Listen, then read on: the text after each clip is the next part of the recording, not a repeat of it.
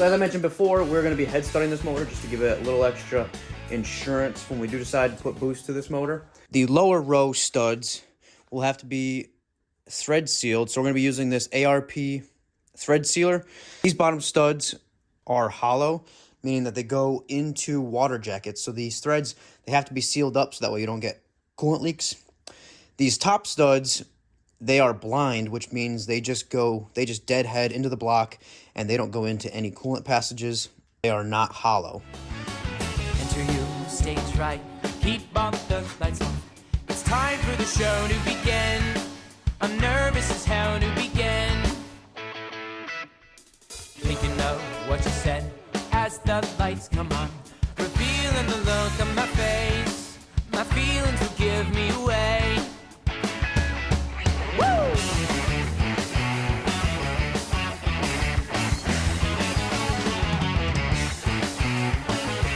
Turning away, I close my eyes.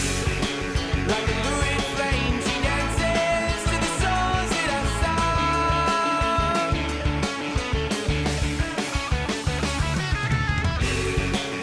Scoring my advances and the magic comes undone.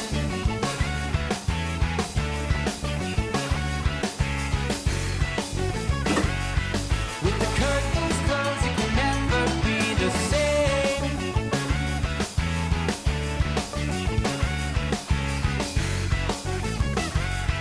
The same.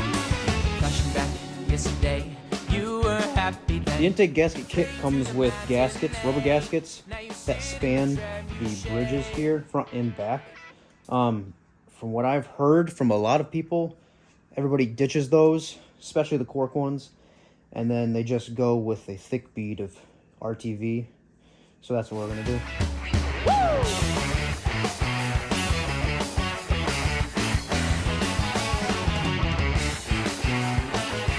Turning away, I close my eyes.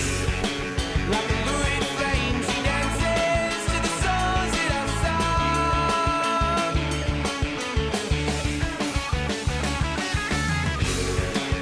Scoring my advances and the magic. Another day, more progress on the Foxbody. The motor is all back together. We got the clutch, the flywheel, the transmission all bolted up. We got thread sealer on the flywheel to the crankshaft bolts. I almost found out the hard way. I had the engine all rigged up with the engine hoist.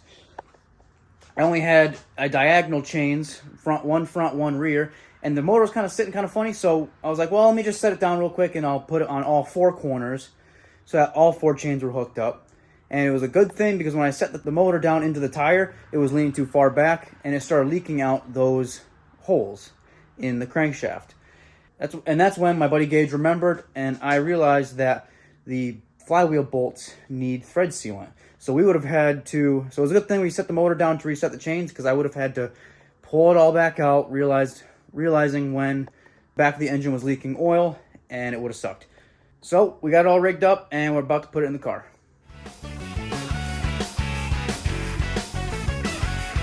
With the curtains closed, it can never be the same.